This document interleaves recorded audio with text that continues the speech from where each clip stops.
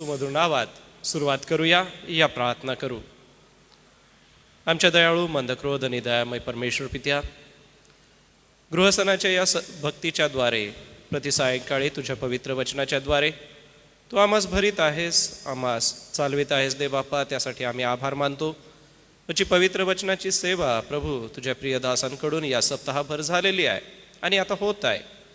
दयाळू दे बापा, एक नवा आशीर्वाद त्याद्वारे तू आम्हा सगळ्यांना देऊन आमच्या जीवनाची बांधणी करण्यासाठी, सोबतच आमच्या गृहांना स्थिर करण्यासाठी कृपा पुरवित आहेस, म्हणून आम्ही आभार मानतो. प्रिय प्रभू, भक्तीमध्ये सुमधुर गीतांची सेवा करीत असताना क्वायरच्या द्वारे तुझं होणारं स्तवन प्रभू तुला मान्य असो. देवबापा, तुझ्यासमोर ते धूपाप्रमाणे सादर हो. गीत गाण्यास व वाजवण्यास त्यांना तुझी कृपा पुरी व भक्तीतली ही गौरवी सेवा प्रभू तू आशीर्वादित कर. यासोबतच ज्या ह्या सगळ्या तांत्रिक गोष्टी आहेत, या सगळ्या तांत्रिक गोष्टी प्रभू तो आपल्या हाती घे आणि तुझ्या कृपेने होणाऱ्या ह्या सर्व सेवेला प्रभू तू आशीर्वादित कर. ही प्रार्थना तारणाऱ्या प्रभू येशूच्या नावाने मागतो, म्हणून तू ऐक. आमेन. उपस्थित सन्माननीय पाळक वर्गाला माझी विनंती आहे, कृपया आपण पुढे येऊन बसावे. सोबतच क्वायर पुढे येईल व गीत गायनाची सेवा करेल.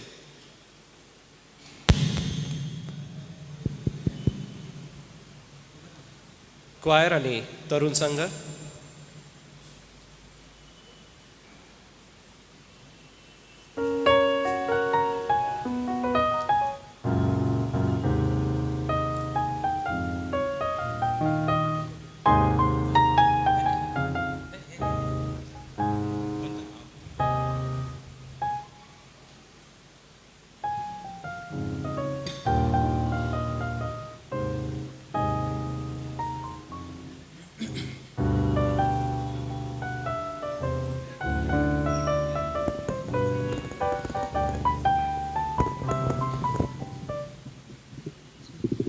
बरं, सर्वांना प्रभू येशूच्या नावात सलाम. पुन्हा एकदा आजच्या सायंकाळच्या समयी आपण प्रभूची स्तुती आराधना करण्यासाठी म्हणून या पवित्र मंदिरामध्ये एकत्र जमलेलो आहोत. या आम्ही आमच्या यहोवा परमेश्वराचा धन्यवाद करू. आओ हम यहोवा का धन्यवाद करें, अपने सारे हृदय से वंदना करें, उसके फाटकों में स्तुति करें और ललकारे. सुंदर गीत आपण सर्व मिळून गाऊया.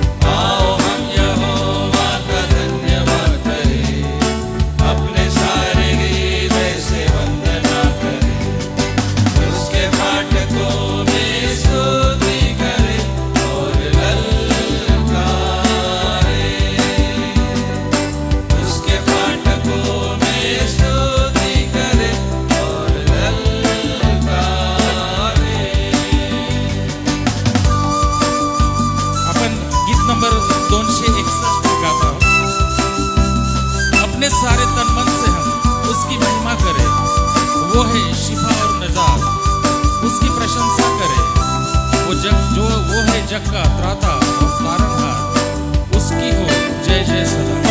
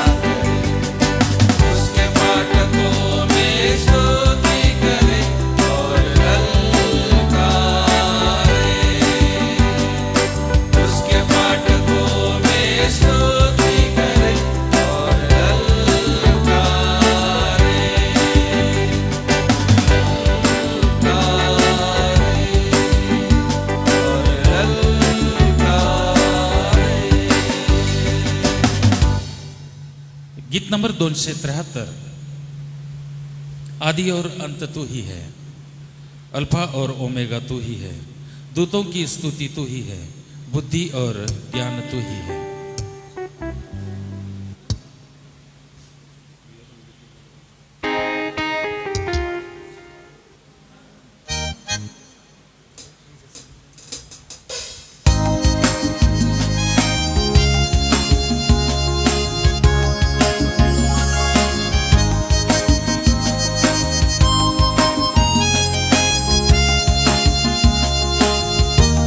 गीत नंबर 273।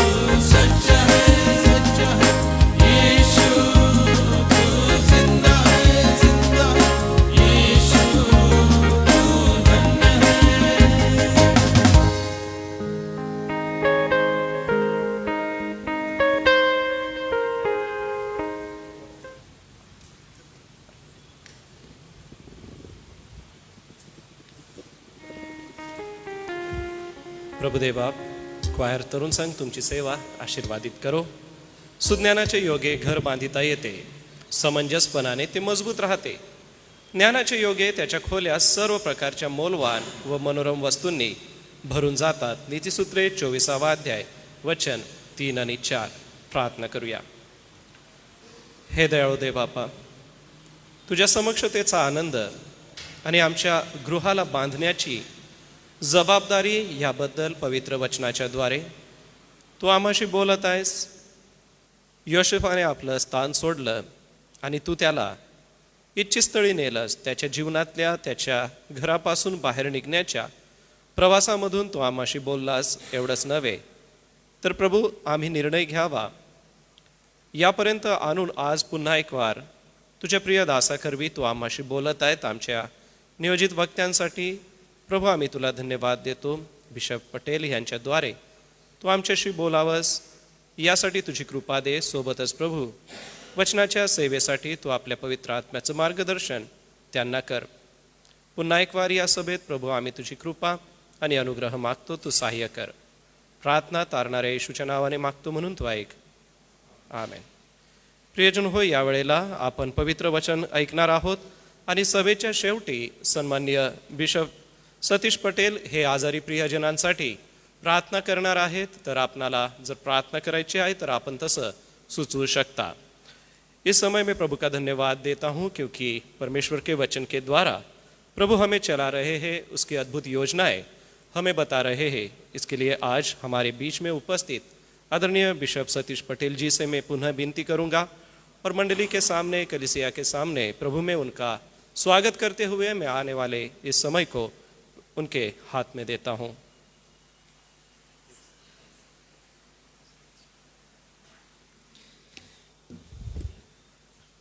आज के समय फिर से प्रभु ने हमारे जीवन में ये आज की शाम दिया है. कितने लोग आनंदित हैं? क्योंकि अगर आप आनंदित हैं तो आपके चेहरे पर वो हंसी दिखाई देना चाहिए, जिससे कि हमें लोग ना देखें पर परमेश्वर आपके चेहरे को देखकर उस बात को जान सके कि पुत्र का बलिदान व्यर्थ नहीं है, पर परमेश्वर के पुत्र यीशु का बलिदान हमारे जीवन में उस आनंद की भरपूरी से प्रकट किया जाता है. सो परमेश्वर हमारे जीवन के साथ में भला है. आज फिर से हम इस शाम को इस स्थान पर इकट्ठा हो सकें. हमारे जीवन के लिए सबसे बड़ा परमेश्वर का अगर चमत्कार जिसे हम कहें या परमेश्वर की दया जिसे हम कहें तो वो ये है कि आज हम जिंदा पाए जाते हैं. और हम जो जिंदा हैं वो ही काफ़ी है उसके लिए धन्यवाद देने के शब्द को प्रकट करने के लिए कि हम जिंदा हैं.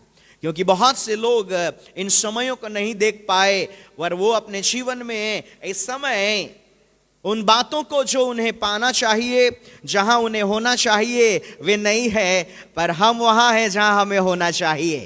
कितने लोग विश्वास करते हैं आपको परमेश्वर ने इस कलीसिया में, इस संस्थान में जोड़ा है? और परमेश्वर ने अगर आपको जोड़ा है तो परमेश्वर का वचन ऐसा कहता है, जिसे परमेश्वर ने जोड़ा है उसे कोई तोड़ नहीं सकता. और आप जुड़े हुए हैं, मसीह में हम सब जुड़े हुए हैं. और जिसे परमेश्वर जोड़ता है उसके जीवन में वो हर दिन कुछ ना कुछ नई बात को जोड़ते चले जाता है. और जब परमेश्वर हर दिन हमारे जीवन में कुछ नया जोड़ते जाता है तो एक दिन हम परमेश्वर की योजना में जैसे वो हमें तैयार करना चाहते हैं वैसे हम तैयार हो जाते हैं. उसे ही कहते हैं घर का बनाया जाना.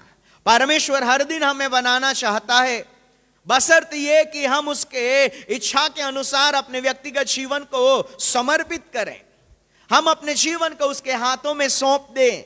आज दोपहर हम प्रभु के दासों के साथ में थे और हमें बड़ा आनंद हुआ कि इस संस्थान के प्रभु के चुने हुए दास लोग और इस संस्थान के कमिटी मेंबर्स और सारे प्रभु के सेवा में जिन्होंने योगदान दिया है, ऐसे लोगों के साथ हम आज दोपहर का समय बिता सकें. और ये समय है कि हम फिर से परमेश्वर हमारे व्यक्तिगत जीवन में उस बात को जाने जहां कि परमेश्वर के पुत्र यीशु ने कहा मेरे पिता का घर प्रार्थना का घर कहलाएगा.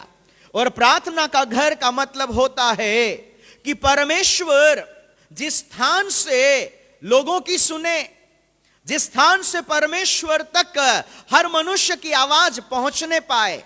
क्योंकि सुलेमान ने जब मंदिर को बनाया परमेश्वर की योजना में, उसने उस सत्य को कहा, हे परमेश्वर, जब कभी इस संसार में उन हर एक परिस्थितियों में, चाहे अकाल हो चाहे समस्या हो, हर व्यक्ति जब इस स्थान की ओर देखकर तुझे पुकारे तो परमेश्वर तू उनकी सुनकर उनको उत्तर देना। और जब एक परमेश्वर का भवन या परमेश्वर का घर, वो केवल तब तक घर नहीं माना जाता जहां से परमेश्वर उत्तर नहीं देता। जब परमेश्वर हमारे पुकार के शब्द को सुनकर उसका प्रत्युत्तर देने लगे, उस स्थान को प्रार्थना का घर कहा जाता है। वो कोई भी जगह हो सकता है आप अपने घर से पुकारें, या हो सकता है आप अपने स्थान में जहां कहीं हो वहां से पुकारें, पर सबसे अद्भुत सच्चाई ये है कि जहां उत्तर मिलता है वो परमेश्वर का घर कहलाता है। सो परमेश्वर अपने प्रत्युत्तर को प्रकट करे। और आज हम आपसे बात करना चाहते हैं कि अगर आपके व्यक्तिगत जीवन में प्रार्थनाओं का उत्तर रुका हुआ है, तो आप किस रीति से हम वचन के अनुसार उस चाबी को, उस की को हम आपसे बांटना चाहते हैं, जिससे कि आपको हर एक प्रार्थना का उत्तर, या जिसे हम प्रत्युत्तर कहते हैं, जो आपके जीवन में आप प्राप्त कर सके। और जब आपके व्यक्तिगत जीवन की हर पुकार को एक उत्तर के रूप में, समाधान के रूप में परमेश्वर प्रकट करना शुरू करे, तो मैं आपको कहना चाहता हूं, जिस स्थान में आपको उत्तर मिले वो ही नहीं, पर जिसको उत्तर मिले वो भी परमेश्वर का घर के रूप में बनना शुरू हो जाता है। और जिन लोगों के जीवन में प्रार्थना का उत्तर नहीं मिल रहा है, उन्हें अपने जीवन को देखना चाहिए। ऐसा वचन हमें सिखाता है। आज हम सीखेंगे या हम समझने का प्रयास करेंगे कि परमेश्वर हमें अपने व्यक्तिगत जीवन में उन बातों के लिए तैयार करें। और उसके लिए हम सब लोग वचन को खोलें। जिनके भी पास बाइबिल है वो वचन को खोलें। शमूएल का पहला किताब और उसका पहला अध्याय और उसके एक वचन को हम पढ़ेंगे, जिससे कि हम आगे परमेश्वर की योजना को समझने का प्रयास करें। पहला शमूएल उसका पहला अध्याय और उसका पहला वचन। और वचन में ऐसा लिखा है, अप्रेम के पहाड़ी देश में रामते समोरिम नगर का निवासी एल्कना नामक एक पुरुष था। वो अप्रेमी था और सूप के पुत्र तोहू का परपोता, अलीहू का पोता और यरोहाम का पुत्र था। यहां व्यक्ति एक है, पर उसकी पहचान के लिए कई लोगों के नामों को जोड़कर एक व्यक्ति की पहचान दी है। आज हमें यह समझना है, बीते दिनों में हम उसे समझने का प्रयास कर रहे हैं। जब यहोवा परमेश्वर ने याकूब को दर्शन दिया, तो वो याकूब का नाम लेकर याकूब से बात नहीं किया, पर अपने दादा अब्राहम और उसके बेटे इसहाक के नाम के द्वारा वो याकूब से बात किया। और यहां एक व्यक्ति है जिसके नाम की पहचान दी जाती है। और इस व्यक्ति के बारे में हम जानते हैं, ये एक ऐसा व्यक्ति है जिसके घर में 2 पत्नियों के विषय में लिखा है। हालांकि जब किसी पुरुष की 2 पत्नियों की बात की जाए, तो हम बाइबल के वचन के अनुसार उसे सही ना समझें। पर मैं आपको कहना चाहता हूं, हमारी समझ में जो सही नहीं है, पर यहां परमेश्वर इस परिवार के द्वारा हमें कुछ सिखाना चाहता है। जैसे इस परिवार के व्यक्तिगत जीवन में एक सच्चाई थी, और यह परिवार जिसमें एक पुरुष है और उसकी 2 पत्नियों के विषय में लिखा है। और वचन में लिखा है एक पत्नी जिसको परमेश्वर ने आशीष दिया है, वो आशीषित है। घर एक ही है, परिवार भी एक ही है, उसमें 2 पत्नियां हैं। एक पत्नी संतान से आशीष को पाई है और दूसरी पत्नी को संतान नहीं है। आज हमें यह जानना चाहिए, परिवार एक है, घर की छत भी एक है, और एक छत के नीचे रहने वाले लोगों के जीवन में 2 अलग प्रकार की पहचान पाई जाती है। आज जितने भी परिवार यहां पर हैं, मैं आपको कहना चाहता हूं, हम एक छत के नीचे रहते जरूर हैं, पर फिर भी हमारे जीवन में भिन्नता है। यहां शारीरिक बातों के आधार से घर की छत के नीचे निवास करने वाले व्यक्तियों के जीवन की भिन्नता को प्रकट किया गया है, पर आज परमेश्वर हमारे व्यक्तिगत जीवन में भी जो भिन्नता पाई जाती है उसको हमारे जीवन में प्रकाश लाना चाहता है।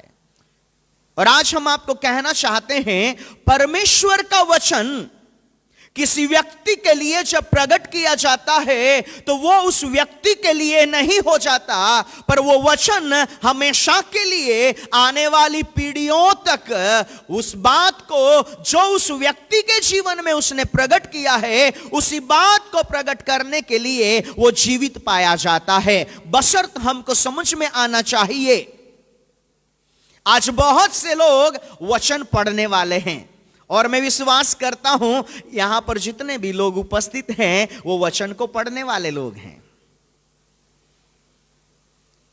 वचन की पढ़ाई की जाती है, बाइबिल का अध्ययन किया जाता है, बाइबिल की पढ़ाई या शिक्षा या समझ दी जाती है, पर सबसे अद्भुत सच्चाई यह है कि परमेश्वर का वचन जिसे हम बाइबिल की पढ़ाई के द्वारा हमारे जीवन में प्राप्त करते हैं, हालांकि वो लिखा हुआ शब्द है और लिखे हुए शब्द में जो हम अपने व्यक्तिगत जीवन में पाते हैं वो लिखा हुआ शब्द है, पर लिखा हुआ शब्द अपने आप में जीवित नहीं होता है।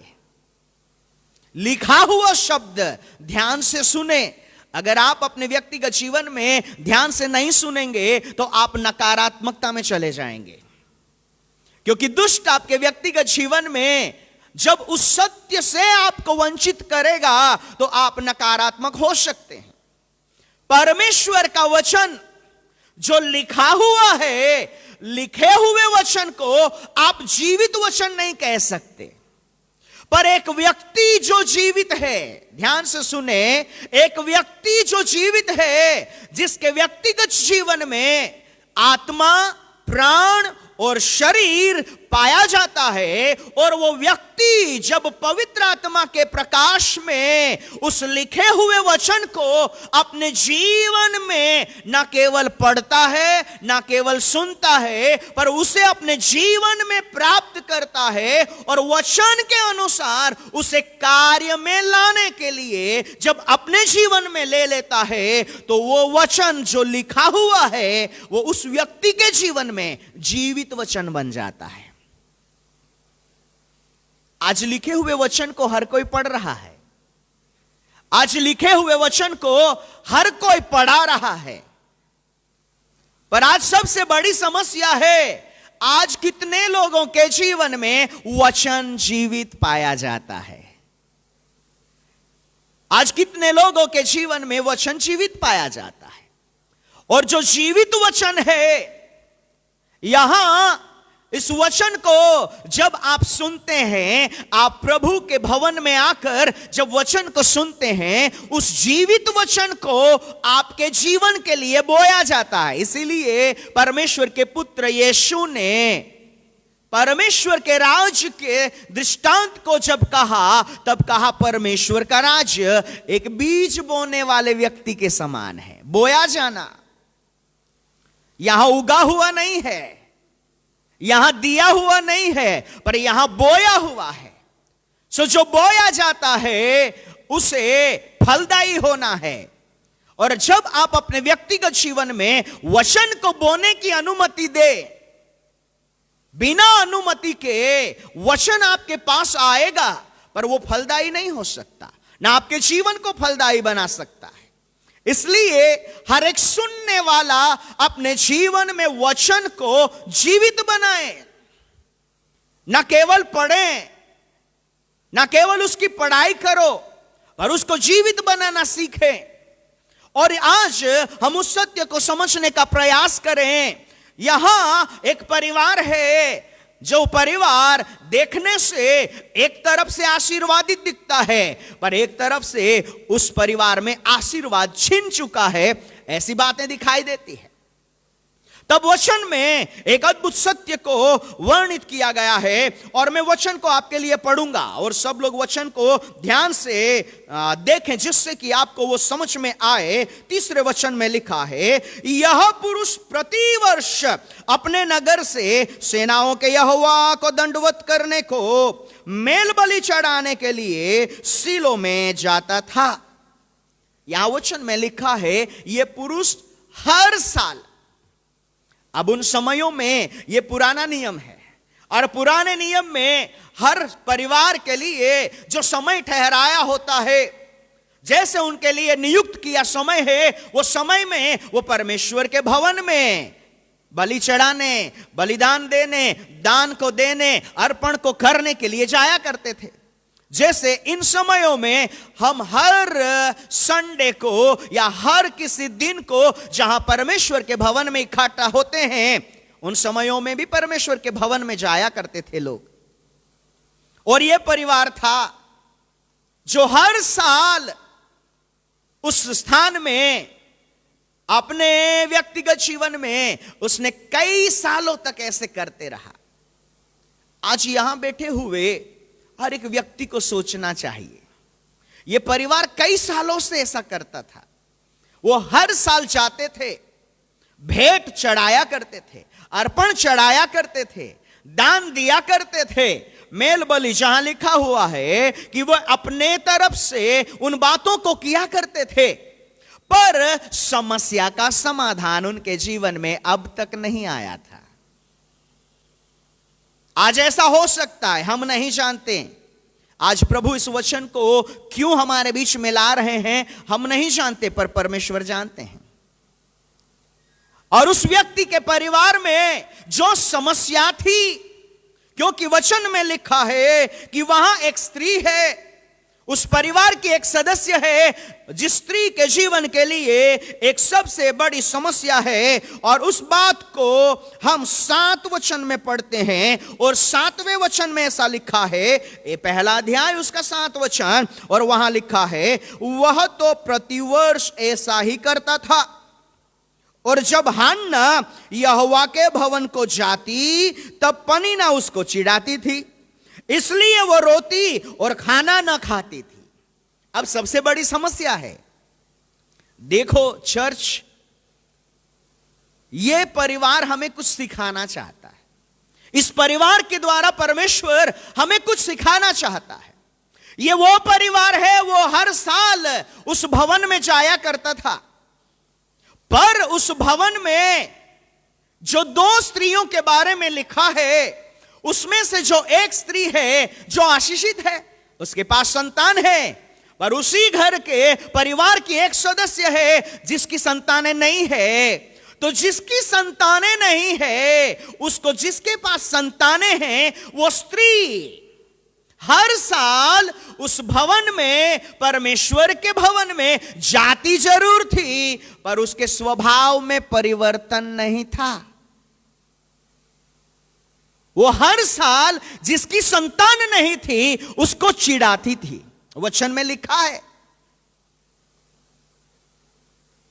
आज हमें अपने व्यक्तिगत जीवन में झांकने की आवश्यकता है। यह परिवार हर साल जाता था, परमेश्वर क्या देख रहा होगा?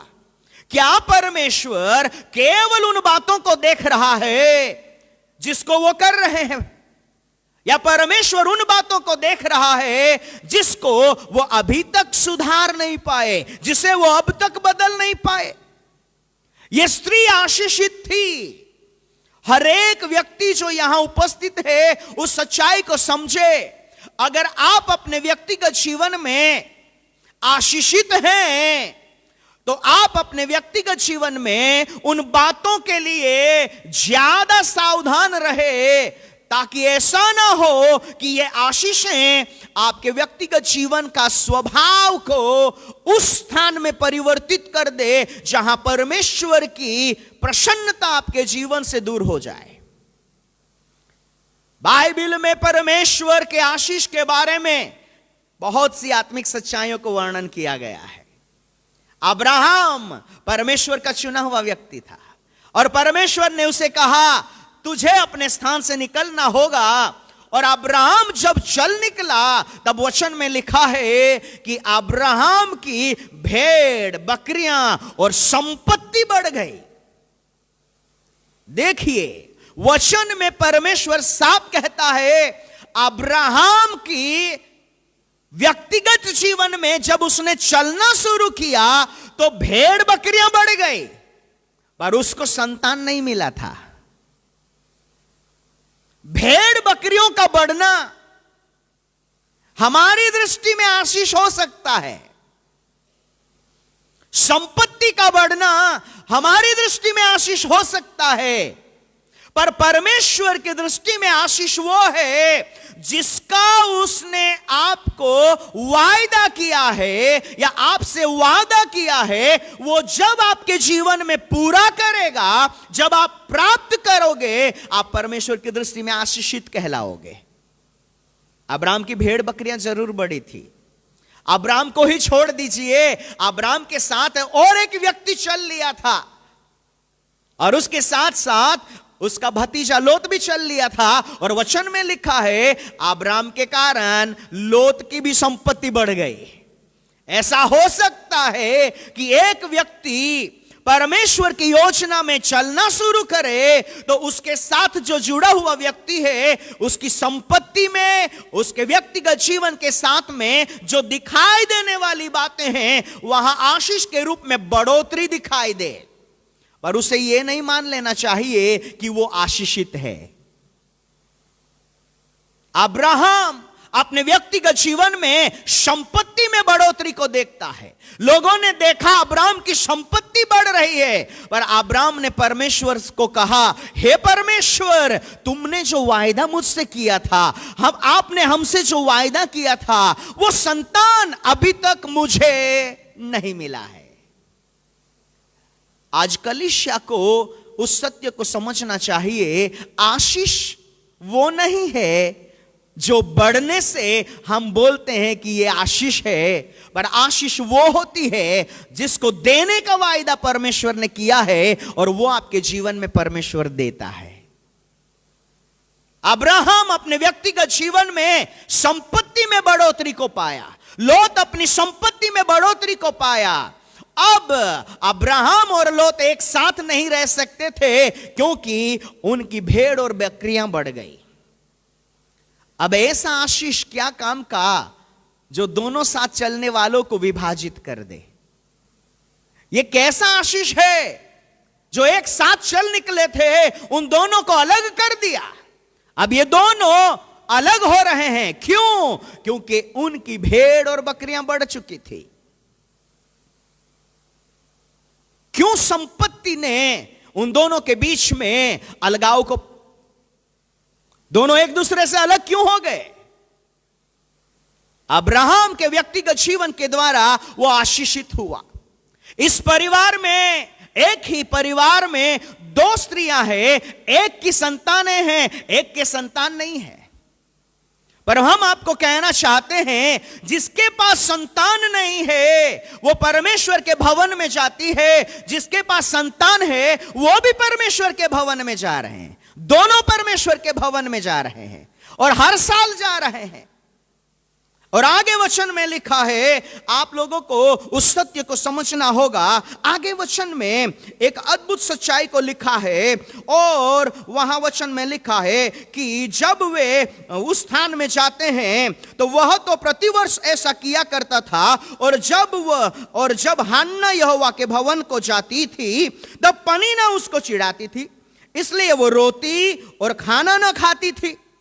इसलिए उसका पति अल्कनहा उससे कहा, हे हन्ना, तू क्यों रोती है और खाना क्यों नहीं खाती, और तेरा मन क्यों उदास है? सबसे महत्वपूर्ण सवाल।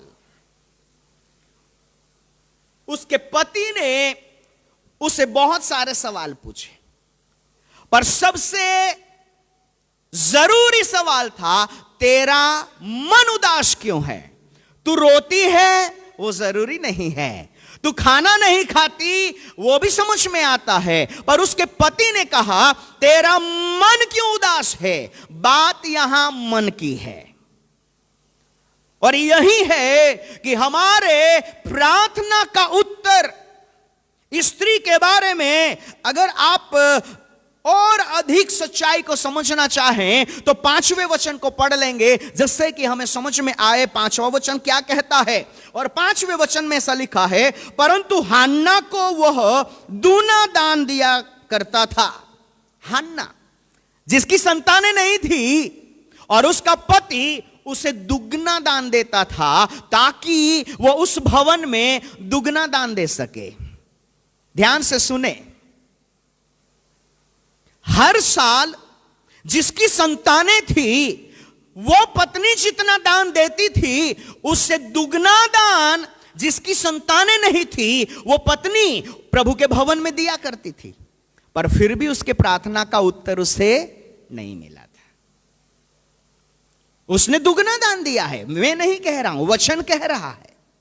यहां वचन साफ रीति से उस बात को प्रकट करता है कि हन्ना जिसकी संतानें नहीं थी वो प्रभु के भवन में दुगना दान दिया करती थी, और ये कई सालों से चले आ रहा था।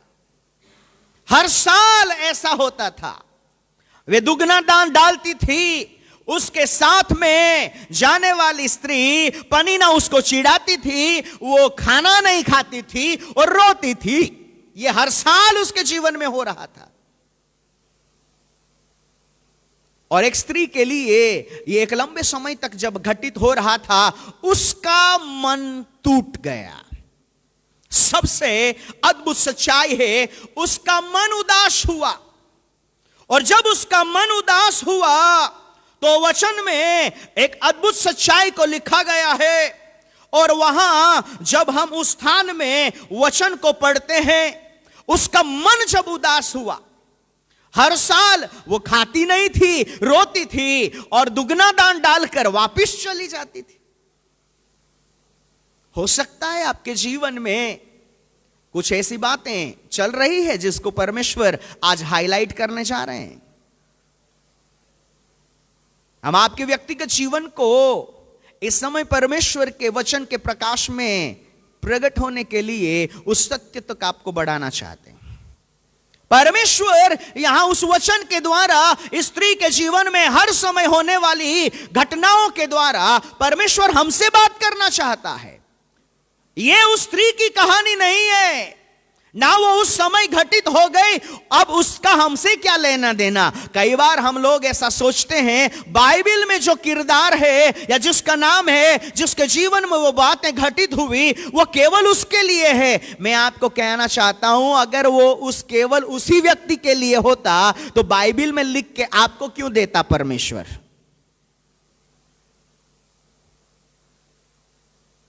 आज कलीसिया वचन को जीवित करना सीखे। जब आप परमेश्वर के वचन को सुनते हैं, जब आप परमेश्वर के वचन को पढ़ते हैं, तो केवल उस व्यक्ति को ना देखें जिसके बारे वो लिखा हुआ है, पर उस वचन को अपने जीवन के साथ जोड़ना सीखें। The day you do this, ये वचन आपके लिए जीवित हो जाएगा। और जीवित वचन काम करता है, याद रखना। जिंदा वचन आपके जीवन में काम करेगा। और इस स्त्री ने अपने व्यक्तिगत जीवन में उस सत्य को प्रकट किया। और वचन में लिखा है, अब यह स्त्री जब टूटे हुए मन से है। आज कलीसिया को हम नहीं जानते, परमेश्वर आज दो धारी तलवार से किसे कहां काटे हम नहीं जानते, पर जरूर कटाई छटाई होगी, क्योंकि वचन वही आया है।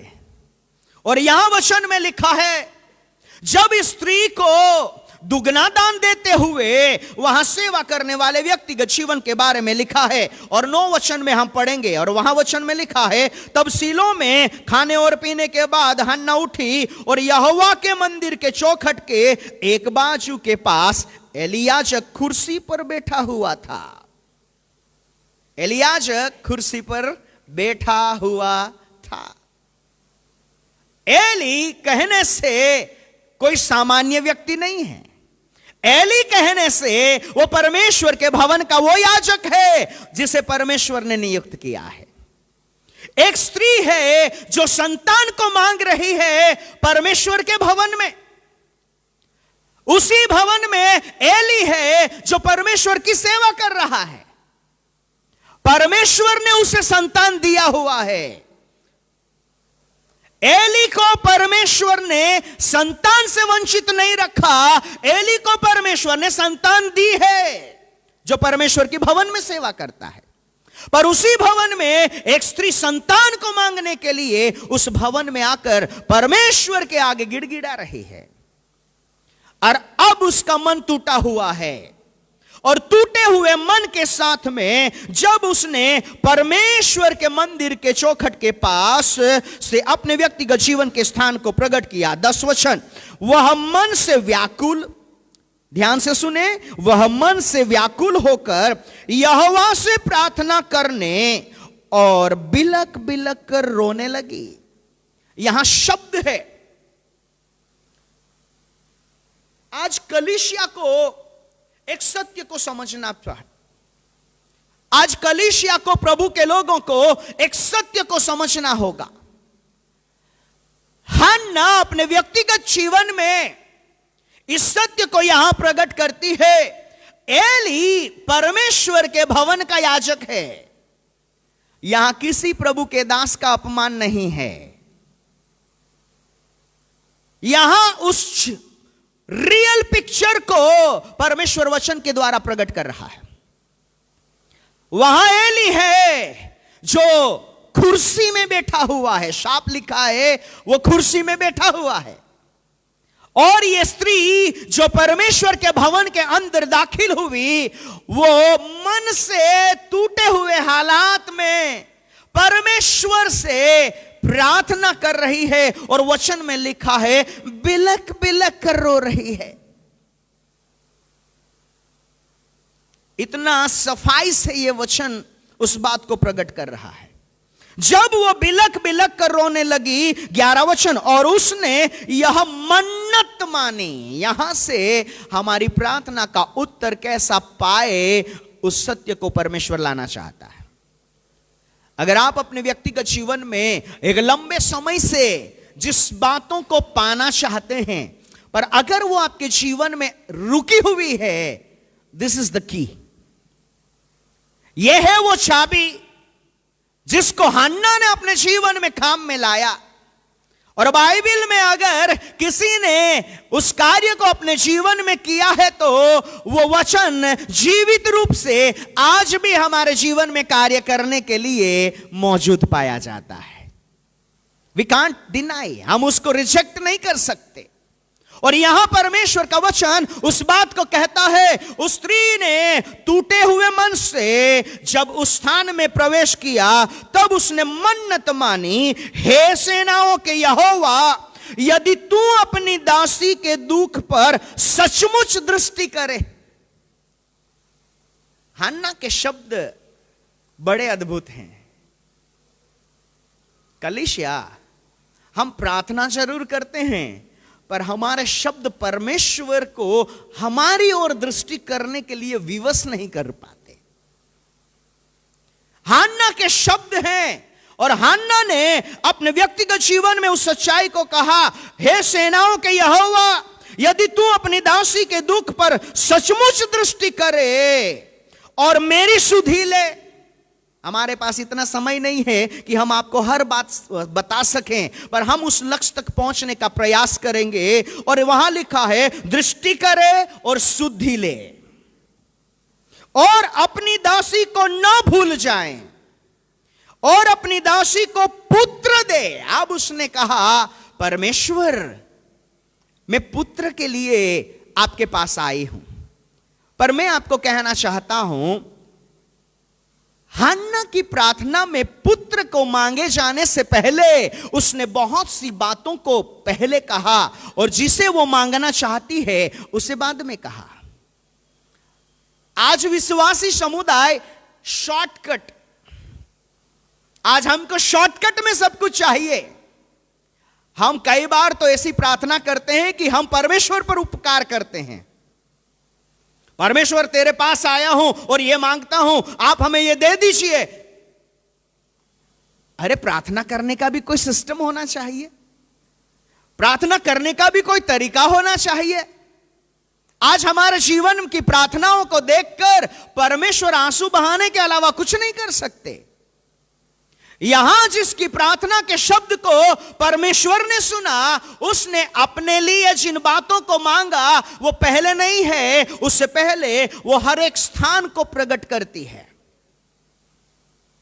और हर एक स्थान को समझने के लिए आपके पास समय होना चाहिए। और यहां उसने कहा अपनी दासी को ना भूल जाएं और अपनी दासी को पुत्र दे।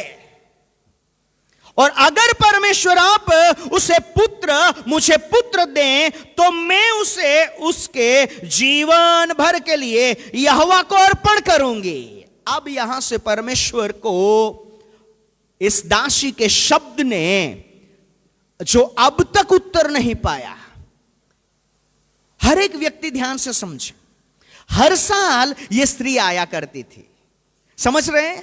हर साल वो स्त्री अपने पति के साथ आया करती थी और हर साल उसका पति उसे दुगना दान देता था। इसका मतलब वो दुगना दान प्रभु भवन में डाल देती थी, अर्पण किया जाता था। हर साल उसके जीवन में यह होते रहा, पर उसको प्रार्थना का उत्तर नहीं मिला।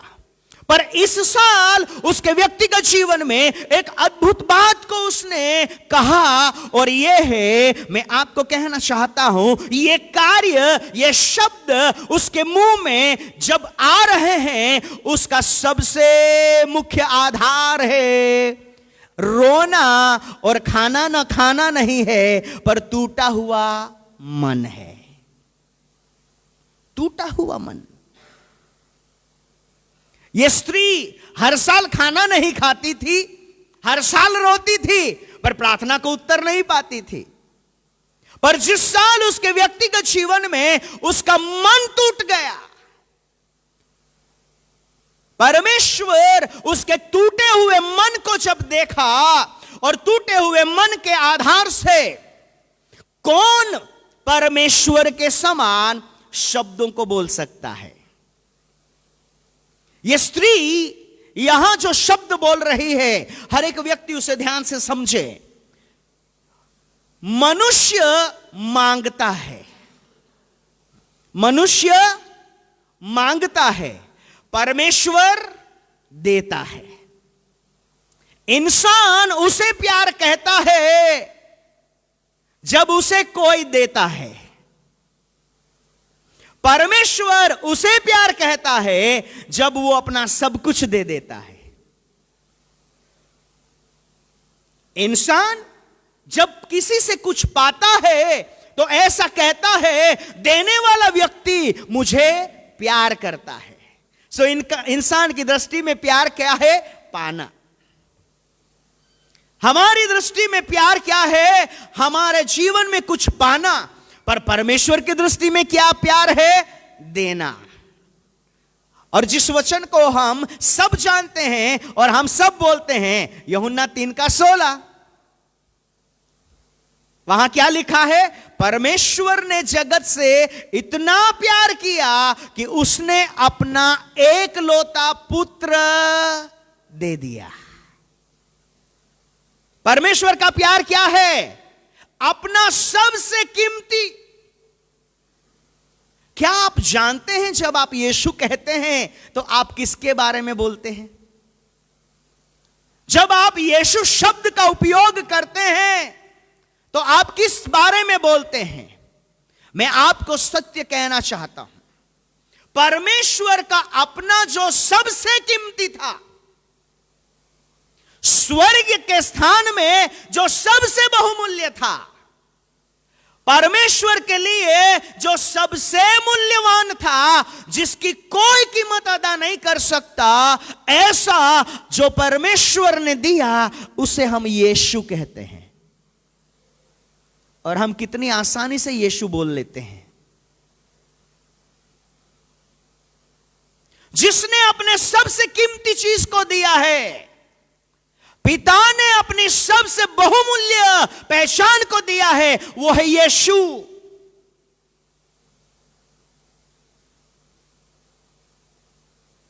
जब परमेश्वर देता है तो अपनी सबसे कीमती चीज हमें देता है, और जब इंसान परमेश्वर को देता है तो वो क्या देता है, आपको अपने आप को पूछना चाहिए।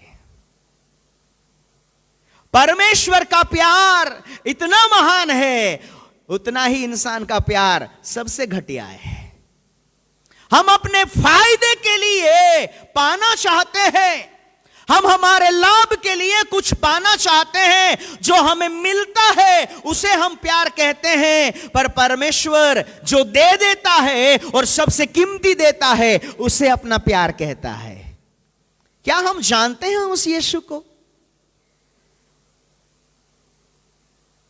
पिता ने अपनी सबसे कीमती चीज हमारे लिए दी, और आज हम आप सबको कहना चाहते हैं, आज हमको परमेश्वर उस बात के लिए आज हम सबको पूछ रहे हैं। पिता ने हमारे लिए सबसे कीमती, बहुमूल्य, जिसका कोई आकलन नहीं कर सकता, उसका वैल्यू कोई नहीं समझ सकता, ऐसे वैल्यूबल चीज हमारे लिए दिया। आज परमेश्वर के सामने हम अपने जीवन को देखें, परमेश्वर भी हमसे कुछ तो चाहता होगा कि नहीं? परमेश्वर भी हमसे कुछ चाह रहा है कि हम भी उसे कुछ दें। तो आज हम क्या दे रहे हैं? और हम कहते हैं, प्रभु हम आपसे प्यार करते हैं, Lord I love you, Jesus I love you. हम सबको परमेश्वर ये कहते हैं, हम आई लव यू जीसस बोलते हैं। पिता ने जब हमको कहा आई लव ऑल, उसने जब कहा आई लव यू, तो उसने अपना बेस कीमती चीज दिया। जब तुम अब परमेश्वर को आई लव यू कहते हैं, क्या देते हो? सोचो ना अपने जीवन के बारे में। देखिए हम अपने व्यक्तिगत जीवन में कहां हैं। हन्ना ने अपने व्यक्तिगत जीवन में प्रार्थना किया, और वचन में उस बात का प्रमाण है, अब तक उसने दुगना दान दिया था। समझ रहे हैं? उसने दुगना दान दिया, उसने बलिदान भी चढ़ाया, उसने प्रार्थना भी की, वो हर साल करती थी। पर उसने अपने व्यक्तिगत जीवन में टूटे हुए मन से, ये मन का निश्चय, ये शब्द जो परमेश्वर का स्वभाव को प्रकट करते हैं, वो आप क्या देते हैं उससे नहीं आते। पर जब आपका मन टूटता है, तो जो आपके मुंह से शब्द निकलते हैं, वो आपके नहीं, पर परमेश्वर की योजना के तहत आपके मुंह से निकलना शुरू हो जाते हैं। आपके मुंह से निकलने वाले शब्द, जब उसने अपने टूटे हुए मन से उस बात को कहा, तब वचन में लिखा है, हे यहोवा परमेश्वर, अगर आप अपनी दासी को उस पुत्र को देंगे, तो वो पुत्र मैं अपने लिए नहीं, याद रखें, आप मुझे देंगे तो वो मेरा नहीं कहलाएगा, पर मैं उसे फिर से आपको दे दूंगी। लेने का स्वभाव इंसान का है और देने का स्वभाव परमेश्वर का है। जब हन्ना ने उस भवन में इस स्वभाव को प्रकट किया, जब हन्ना का मन टूटा हुआ था, जब उसके व्यक्तिगत जीवन में उसने उस कार्य को किया, एली कुर्सी में बैठा हुआ है और सब कुछ देख रहा है।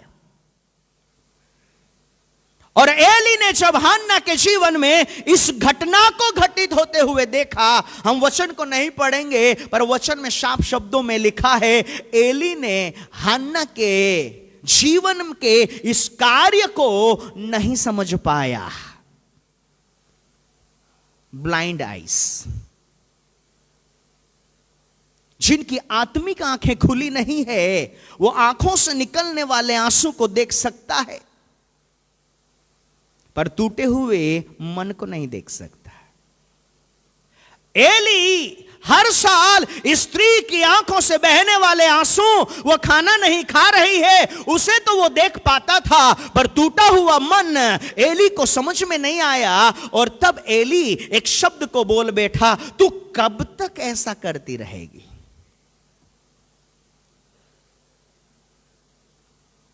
I tell you truth, the time इन समयों में आज का वचन दो धारी तलवार है, वो दोनों तरफ काटेगी, मैं पहले ही कह चुका हूं।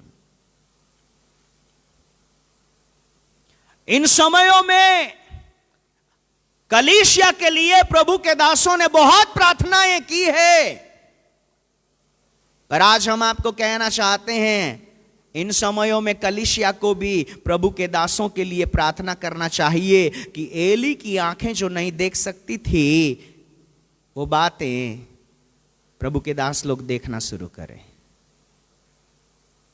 It's very horrible picture. ये किसी प्रभु के दासों का अपमान नहीं है, पर यह सत्य है। एली को टूटा हुआ मन नहीं दिखाई दिया और उसने उसके व्यक्तिगत जीवन में ऐसे शब्दों से उसके साथ बात की जो कहने को मन में नहीं आता, न मुंह में आ रहा है। उसने उस स्त्री की वेदना को नहीं समझा क्योंकि उसकी आंखें वो बातें नहीं देख सकती थी जो उसे देखना था। पर मैं आपको कहना चाहता हूं, जब स्त्री के व्यक्तिगत जीवन में टूटे हुए मन से उसने उन शब्दों को कहा, तब उसी भवन में बोले गए, टूटे हुए मन से बोले गए शब्द एली को समझ में नहीं आए, पर परमेश्वर तक वो शब्द पहुंच गए। एली को समझ में नहीं आया, उसने कुछ अलग ही सोच लिया। कई बार हम आत्मिकता में बहुत से सच्चाई से दूर हो जाते हैं। हम आपको सत्य कहना चाहते हैं। एक व्यक्ति जितना आत्मिक जीवन में ऊंचाई में होता है, एक व्यक्ति जितना आत्मिक ऊंचाई में होता है, वो उतना ही बड़ी गलतियों से नहीं पर छोटी छोटी बातों में अपवित्रता में गिर सकता है। एक व्यक्ति जितना ऊंचाई में होता है आत्मिक जीवन में, याद रखें, एक व्यक्ति आत्मिक जीवन में जितनी ऊंचाई पर है वो उतना ही असुरक्षित है। क्योंकि एक व्यक्ति जितना परमेश्वर के करीब होता है, परमेश्वर उसकी छोटी सी गलती को भी परमेश्वर एक्सेप्ट नहीं कर सकते। और वचन में उसका प्रमाण है। जितने भी सेवकाई में हैं या सेवा में आना चाहते हैं, जो सेवा करने के लिए अपने जीवन में तैयारी कर रहे हैं या सेवा में ऑलरेडी हैं, मैं आपको सत्य कहना चाहता हूं, परमेश्वर का सेवक मूसा परमेश्वर की योजना में उस ऊंचाई में था जहां परमेश्वर ने उसे इजराइलियों के लिए वचन में लिखा है, फारून के सामने तू मेरी जगह पर होगा। मूसा फारून के सामने परमेश्वर के स्थान पर था। इतनी ऊंचाई में मोसेस थे, पर जब लगातार परमेश्वर उसे उस ऊंचाई में बनाए रखा और वो लगातार इजराइलियों की अगुवाई करता चला गया, एक समय परमेश्वर ने कहा, मोसेस मोसेस, अब तक तूने लाठी मारकर इस लाठी को खड़क पर मारकर पानी निकाला है, पर इस बार मैं चाहता हूं कि तू खड़क को लाठी ना मारे पर खड़क से बात करे। मैं आपको कहना चाहता हूं, बात करना सहज था या लाठी मारना सहज था? एक व्यक्ति जब आत्मिक ऊंचाई में उस ऊंचाई में पहुंच जाता है तो वो बहुत सी सहज और सरल बातों में गिर जाता है। मोसेस के व्यक्तिगत जीवन की ऊंचाई एक छोटी सी सरल और सहज बातों में उसने परमेश्वर को नाखुश करने वाले कार्य को कर दिया। इसलिए मैं आप सबको कहना चाहते हैं, आप जितने आत्मिक ऊंचाई में रहेंगे आप इतने ही अनसिक्योर हैं। आपको अपने प्रोटेक्शन के लिए औरों से ज्यादा प्रार्थना की आवश्यकता है। आपको ज्यादा समय परमेश्वर के साथ बिताना होगा, आपको ज्यादा समय परमेश्वर से बात करना होगा। इसीलिए यीशु मसीह के जीवन की सच्चाई है, जब भी वचन में लिखा है, जब भी उसे एकांत मिलता वो प्रार्थना किया करता था। आज परमेश्वर की कलीसिया एकांत मिलने पर क्या करती है? देखिए ना, हम अपने अपने जीवन को जांचे। हमें जैसे ही फ्री टाइम मिला हम क्या करते हैं? जवानों, जैसे ही आपको फ्री टाइम मिलता है आप क्या करते हैं? जवान बेटे बेटियों, आपको फ्री टाइम मिलते ही आप क्या करते हैं? हे बहनों, आपको फ्री टाइम मिलते ही आप क्या करते हैं? हे भाइयों, आपको फ्री टाइम मिलते ही आप क्या करते हैं? यीशु केवल नाम नहीं है, यीशु जीवन है। यीशु को जैसे ही एकांत मिला वो प्रार्थना करता है। हमें जैसे ही एकांत मिला हम अपने व्यक्तिगत जीवन में जैसा जो करना चाहते हैं वो करना शुरू करते हैं, क्योंकि हम कहते हैं अब मैं फ्री हूं। पर मैं आपको कहना चाहता हूं, अगर आप सच में यीशु को जानते हैं और हम सच में अगर यीशु की पहचान में हैं, तो जैसा वो किया करता है हम भी वैसा ही किया करें, क्योंकि बेटा अपने बाप के समान करता है। आज हमें जब फ्री टाइम मिलता है हम क्या करते हैं? आज हमारे जीवन में जितना समय हमें मिलता है हम उसको कितना परमेश्वर की इच्छा और योजना के अनुसार काम में लाते हैं। यहां शमूएल की माता, जिसे हन्ना के रूप में हम देखते हैं, उसने अपने व्यक्तिगत जीवन में उस कार्य को किया और 14 वचन में लिखा है, तब एली ने एक शब्द कहा जिसे हम वचन में पढ़ लेंगे जिससे कि हम उस लक्ष्य तक पहुंच सके। तब एली ने उससे कहा, तू कब तक नशे में रहेगी? सबसे भयानक बात हम आपको कहना चाहते हैं, जब एली ने हन्ना को तू कब तक नशे में रहेगी तो उसको कैसा लगा होगा? जिस स्त्री को, उसके साथ आने वाली स्त्री जिसे पनीना कहा जाता है, पनीना उसे चिढ़ाती थी। ऑलरेडी जिसके व्यक्तिगत जीवन में मैं आपको सच कहना चाहता हूं, उसके सिर पर ऐसे पहाड़ के समान वो शब्द गिरे थे, मानो उसके ऊपर एक पहाड़ धसल कर उसके ऊपर आ गिरा। जब एली ने उसे कहा, तू कब तक नशे में रहेगी? जिस टूटे मन को मजाक बनाया गया, उस टूटे हृदय को उसके साथ आने वाली स्त्री ने मजाक बनाया। अब एली जो परमेश्वर का दास है, उसका शब्द जो है उस स्त्री को पूरी रीति से उसके व्यक्तिगत जीवन पर ऐसी हालात में उसे ले आया जहां उसे कुछ समझ में नहीं आया। मैं कौन से नशे में हूं? हम होते तो हम पूछते, आपको कहां समझ में आ रहा है कि मैं कौन से नशे में हूं? पर मैं आपको कहना चाहता हूं, उन समय में प्रभु के दासों का जिस रीति से आदर किया जाता था, परमेश्वर के बाद अगर किसी को आदर का स्थान दिया जाता था तो वो परमेश्वर के दास हुआ करते थे। उस स्त्री ने बड़ी विनम्रता से उस प्रभु के दास के साथ बात किया।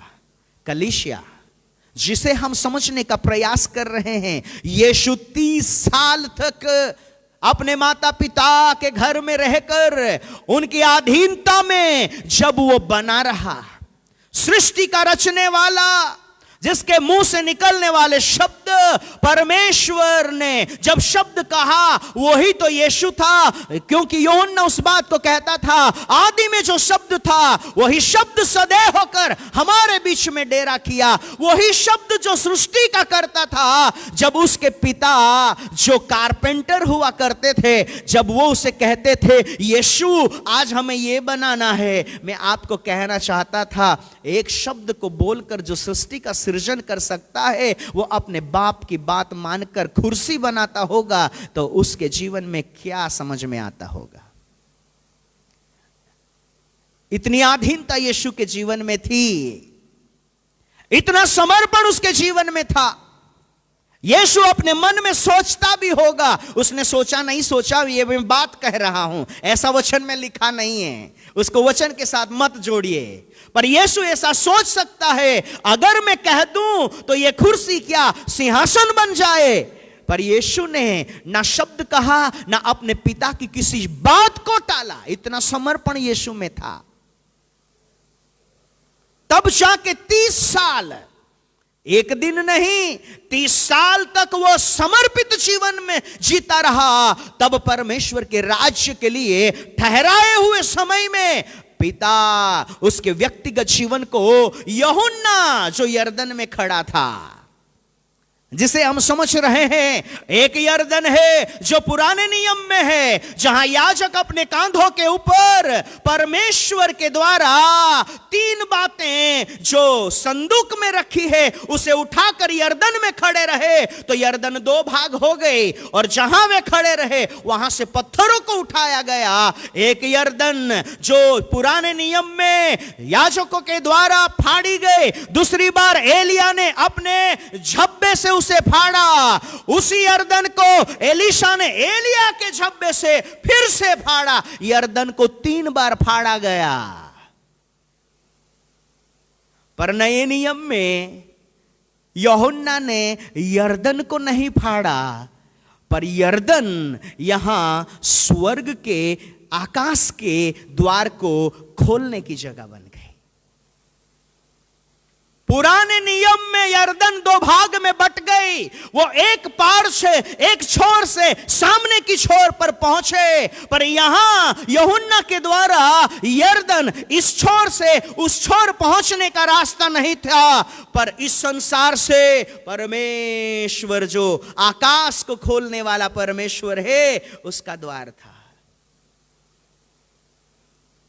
पानी का बपतिस्मा केवल अपने व्यक्तिगत जीवन में ये ना सोचे कि आपने पानी का बपतिस्मा लिया है तो वो केवल प्रायश्चित के आधार से पानी का बपतिस्मा है। अगर आप अपने व्यक्तिगत जीवन में यीशु मसीह के समान, आज हम आपको कहना चाहते हैं, हजारों की भीड़ यूहन्ना के पास उस यरदन में पानी का बपतिस्मा लेने के लिए आती थी। जिस मार्ग से हजारों की भीड़ यूहन्ना के पास आती थी उसी मार्ग से वो वापस लौट जाती थी। केवल एक व्यक्ति था जो जिस मार्ग से यूहन्ना के पास आया उस मार्ग से वापस नहीं गया, पर सामने के किनारे पर गया। आज हम में से हर एक व्यक्ति ने पानी का बपतिस्मा लिया है, पर आज परमेश्वर का वचन हमें यह कहना चाहता है, तुम जिस मार्ग से पानी का बपतिस्मा लेने आए, क्या तुम फिर से उसी मार्ग वापस लौट गए या यीशु के समान सामने के किनारे पर पहुंचे? Nobody crossed John the Baptist. हजारों ने यूहन्ना के पास बपतिस्मा लिया, पर यूहन्ना को क्रॉस करके सामने की छोर जो पहाड़ है, उस पहाड़ में, उस वीराने में जाने के लिए किसी के जीवन में तैयारी नहीं थी। एक ही व्यक्ति आया, और जब वो व्यक्ति आ रहा था अपने घर से, जब वो निकल चुका, जब परमेश्वर की आत्मा के प्रभाव में यूहन्ना के जीवन में परमेश्वर के पुत्र के जीवन की सच्चाई को प्रकट किया गया, अभी तक उसने पानी का बपतिस्मा नहीं लिया था। उससे पहले यूहन्ना ने उसके लिए जो भविष्यवाणी के शब्द थे उसको प्रकट करना शुरू किया। ये वही मेमना है, ये वही मेमना है जो सारे जगत का पाप हर ले जाएगा। ना यूहन्ना कभी यीशु से मिला था, ना यीशु कभी यूहन्ना को मिलने आया था। आज हम आपको कहना चाहते हैं, यूहन्ना को यीशु का परिचय किसने दिया होगा? सोचिए ना उस समय में मोबाइल हुआ करता है। अगर उस समय में मोबाइल होता तो आप व्हाट्सएप करके पूछ लेते। और हम आपको यह कहना चाहते हैं, यीशु पहली बार अपने पिता के घर से निकला था। वो हर दिन घूमने नहीं आता था हमारे समान। The first day, first time उसने अपने पिता के घर को छोड़ा और वो राइट लोकेशन में पहुंचा। मैं आपको कहना चाहता हूं, दुनिया का कौन सा गूगल मैप उसके पास था कि उसने राइट लोकेशन पर पहुंचाया?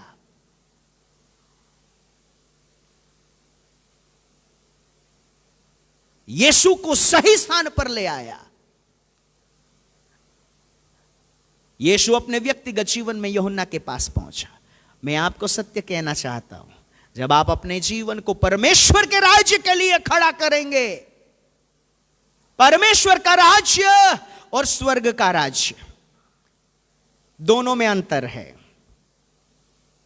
यीशु मसीह ने कहा, जब मैं तुम्हारे पास आया हूं तो स्वर्ग का राज्य तुम्हारे पास आया है।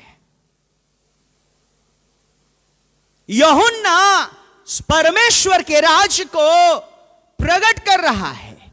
यूहन्ना, आज हम आपको सच्चाई कहना चाहते हैं, कौन परमेश्वर के राज्य को प्रकट करने का अधिकार रखता है?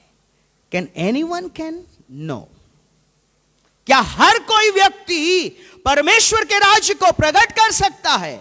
क्या हर कोई व्यक्ति स्वर्ग के राज्य को प्रकट कर सकता है? नहीं। परमेश्वर का वचन उसका हमें स्पष्टीकरण देता है। स्वर्ग के राज्य के बारे में, परमेश्वर के राज्य के बारे में कौन बोल सकता है? धोखा ना खाना। अंत के दिनों में बहुत से बहकाने वाले आएंगे। हम नहीं जानते कलीसिया, पर हमें जानना होगा, हमें अपने आप को सुरक्षित रखने के लिए अपनी नींव को खड़क पर रखना होगा, ताकि हम बहकाए ना जाएं। और वचन में लिखा है, कौन है जो परमेश्वर के राज को या परमेश्वर के दिल में है, उसे बोल सकता है। ध्यान से सुने, हम नहीं जानते आज का वचन हमें किस ओर ले जाएगा, पर हमें जानने की आवश्यकता है। प्रभु कुछ तो हमसे बात करना चाहते हैं।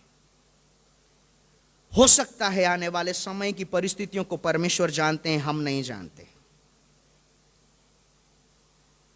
और वचन में एक अद्भुत सच्चाई है, परमेश्वर के बातों को प्रकट करना, परमेश्वर के कार्य को प्रकट करना। वचन को खोल लीजिए जिससे कि हमें समझ में आए। वचन को खोले, उत्पत्ति को खोले, जेनेसिस 3 और उसके एक वचन से मैं पढ़ेंगे। और वचन में ऐसा लिखा है, यहोवा परमेश्वर ने जितने बनेल पशु बनाए थे उन सब में सर्प धूर्त था।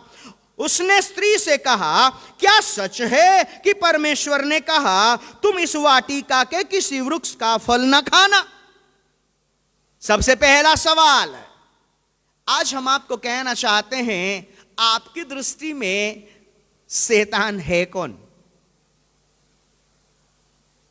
हमारी समझ में शैतान हम किसको मानते हैं? हम किसको लूसीफर मानते हैं? कौन धोखा देने वाला है? कौन सर्प है? समय कम है, हम जल्दी से उसको समझ लेंगे, जिससे कि जो बातें परमेश्वर हमारे जीवन में लाना चाहता है वो हमसे छूट न जाए। वचन में लिखा है, सर्प धूर्त था। उसने स्त्री से सवाल पूछा, और सवाल यह था, क्या परमेश्वर ने कहा है? बात किसकी है? परमेश्वर की कहने की। पूछ कौन रहा है? कह कौन रहा है? क्या परमेश्वर ने कहा है तुम इस वाटिका के किसी वृक्ष का फल न खाना? स्त्री ने सर्प से कहा। अब सबसे बड़ी समस्या यहां से शुरू होती है कि स्त्री ने सर्प से कहा, उसने कहा इस वाटिका के वृक्ष के फल हम खा सकते हैं, पर जो वृक्ष वाटिका के बीच में है उसके फल के विषय में परमेश्वर ने कहा है कि न तो तुम उसको खाना और न उसको छूना, नहीं तो मारे जाओगे। आगे वचन कहता है, तब सर्प स्त्री से कहा, तुम निश्चय न मरोगे, तुम निश्चय न मरोगे। यहां परमेश्वर ने आदम को कहा है, अगर तू खाएगा तो मरेगा, मरेगा। यहां कोई बात कर रहा है और परमेश्वर ने जो कहा उसके बारे में बात कर रहा है, परमेश्वर के कहने के बारे में। कलीसिया सावधान हो जाएं, आप किसकी सुनते हैं। अगर यह सच्चाई नहीं समझे तो मान के चलो आपके जीवन बहुत बड़े खतरे में पड़े हुए हैं। यह स्त्री जिसका सुन रही है, वो परमेश्वर की कही हुई बात को बोल रहा है। परमेश्वर ने यह कहा है, वही बात वो कर रहा है। परमेश्वर कहता है अगर तू खाएगा तुम मरेगा, यह कहता है तुम खाओगे नहीं मरोगे। अब उनके जीवन में दो बातें हैं, हम मरेंगे या नहीं मरेंगे। और जब किसी व्यक्ति के जीवन में दो बातें आ जाती है, दो चिता मन जिसे बोलते हैं, वो अपने व्यक्तिगत जीवन में दुष्ट के कार्य के लिए दरवाजा खोल देता है। इसलिए अपने मन को निश्चय में बनाए रखने के लिए, इसलिए परमेश्वर के पुत्र ने अपनी सेवा के प्रारंभ में तन के बदलाव के बारे में नहीं कहा, किसी परिस्थिति के बदलाव में नहीं के बारे नहीं कहा, पर उसने मन के बदलाव के बारे में कहा। मन। और आज सबसे बड़ी समस्या है मन के परिवर्तन, जो एली को पुराने नियम में भी नहीं दिखा था, कुछ ऐसा ही पिक्चर इन दिनों में भी दिखाई देता है। आज तन के बदलाव के पीछे हजारों लोग, करोड़ों लोग सेवा देना चाहते हैं, पर मन के बदलाव के लिए कौन खड़ा है? कौन करेगा सेवा मन के बदलाव के बारे में? और मन का बदलाव दिखाई देने वाली बात नहीं है, पर उस व्यक्ति का जीवन में आए हुए बदलाव के बारे में प्रकट करती है। और जो व्यक्ति अपने मन में बदला नहीं है, वो कभी किसी के मन के बदलाव को देख नहीं पाएगा। Is blinded.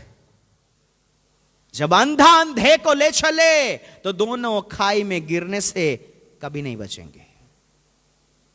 यहां वचन में लिखा है, उस व्यक्ति ने कहा, उस पहचान ने कहा कि मैं तुम्हें कहता हूं तुम नहीं मरोगे। आगे, तब सर्प ने स्त्री से कहा तुम निश्चय न मरोगे, वरन परमेश्वर आप जानता है कि जिस दिन तुम उसका फल खाओगे उसी दिन तुम्हारी आंखें खुल जाएगी और तुम भले बुरे का ज्ञान पाकर परमेश्वर के तुल्य हो जाओगे।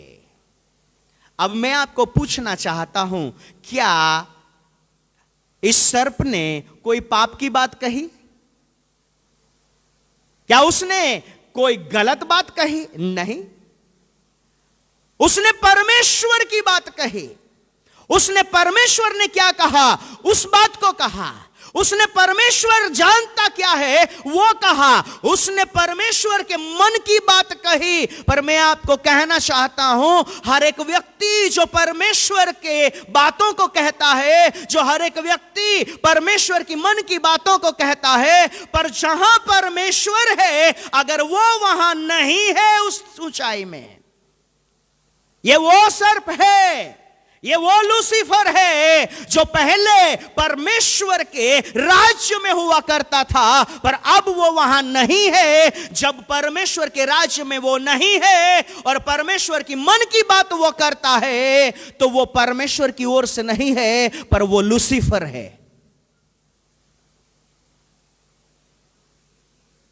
अगर आपको यह सच्चाई समझ में नहीं आई तो आप अपने पैरों पर कुल्हाड़ा मारें और फिर प्रभु से विनती मत करना। परमेश्वर के बारे में बोलना, परमेश्वर की बात करना, परमेश्वर क्या कहा है उसके बारे में बात करना, उस व्यक्ति की पहचान नहीं है कि वो परमेश्वर की बारे बात करता है, पर वो व्यक्ति की पहचान परमेश्वर जिस स्थान में उसे ठहराया है वहां वो होना चाहिए। If anyone teach, if anyone preach, अगर कोई व्यक्ति परमेश्वर के बारे बोलता है वो बहुत अच्छा बोलता है। बहुत अच्छे प्रचारक आज संसार में है, बड़े पावरफुल प्रचारक भी संसार में है, पर सबसे बड़ी समस्या है जो प्रचार करता है क्या वो वहां है जहां परमेश्वर ने उसे ठहराया है।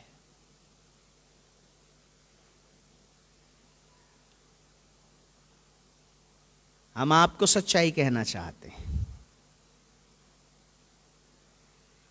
हमें पावरफुल प्रचार नहीं चाहिए, ना हमें अच्छा प्रचार चाहिए, पर हमें परमेश्वर के मुंह से निकले हुआ सत्य चाहिए। क्योंकि अच्छा प्रचार आपको स्वतंत्र नहीं कर सकता, पावरफुल प्रचार भी आपको स्वतंत्र नहीं कर सकता, पर सत्य आपको स्वतंत्र कर सकता है। The truth.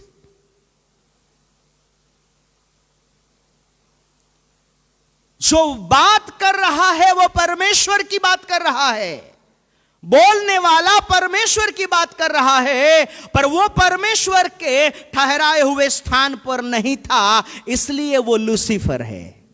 कान खोल के सुन लीजिए, हर एक वो बातें जो आप परमेश्वर के बारे सुनते हैं, हर एक वो बातें जो परमेश्वर कहता है ऐसा कह के आप तक लाई जाती है, वो हर बातें परमेश्वर की ओर से नहीं है, क्योंकि हर कहने वाला परमेश्वर के ठहराए हुए स्थान पर नहीं है। आज हम किसका सुन रहे हैं? आप क्या सुन रहे हैं वो जरूरी नहीं है, पर आप किससे सुन रहे हैं। ईव ने अच्छा ही सुना था, कोई गलत नहीं सुना था, पर समस्या यह थी कि वो किसी और व्यक्ति से सुन रही थी जो वहां नहीं था। वो गिराया हुआ व्यक्ति था, उसकी पहचान को उस स्थान से गिरा दिया गया है, फिर भी वो परमेश्वर के बारे बोलता है। एक व्यक्ति उस स्थान पर अगर नहीं है तो वो स्वर्ग की बात बोले, चाहे परमेश्वर की बात बोले, चाहे अपने व्यक्तिगत जीवन में वो आने वाले संसार की बात बोले। हम अनंत के जीवन के बारे में बोल सकते हैं, हम परमेश्वर के जीवन के बारे में बोल सकते हैं, पर जो अगर हमारे जीवन में परमेश्वर जैसा चाहता है ऐसा जीवन हम नहीं जीते, तो माफ करना, सच्चाई ये है कि हमारे मुंह से निकलने वाला शब्द परमेश्वर की योजना से नहीं। Be careful what you listen. इसलिए जितने लोग YouTube के प्रेमी हैं, मैं आपको साफ शब्दों में कहना चाहता हूं, जितने YouTube के प्रेमी हैं, मैं आपको बड़े प्यार से कहना चाहता हूं, आप जितना सुनते हैं सुनिए, पर उस व्यक्तिगत जीवन के बारे में, उसके स्थान के बारे में अगर आपको पता नहीं है, तो आप अपने व्यक्तिगत जीवन में खुद आत्महत्या करने जा रहे हैं। और वचन में लिखा है, आत्महत्या करने वाला परमेश्वर के राज्य में प्रवेश नहीं कर सकता। हम YouTube के खिलाफ नहीं हैं, हमारा भी अपना YouTube चैनल है। हम किसी के सेवकाई के खिलाफ नहीं बोल रहे हैं। हम नहीं जानते प्रभु आज क्या चाहते हैं।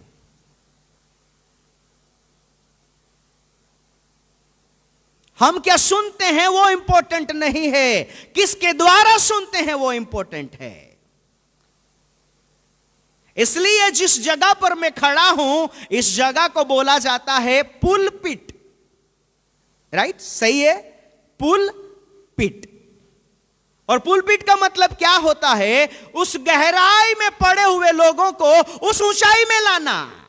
इस पुलपिट का मकसद आत्मिक है, ना कि शारीरिक है। शारीरिक जीवन में आप किसी व्यक्ति को प्रोत्साहित कर सकते हैं, उसे आगे बढ़ने के लिए पुश कर सकते हैं, पर आत्मिक जीवन में आप धक्का नहीं दे सकते। पहले आपको अपने स्थान को उस ऊंचाई में ले जाना होगा, फिर उस व्यक्ति को ऊपर खींचना होगा।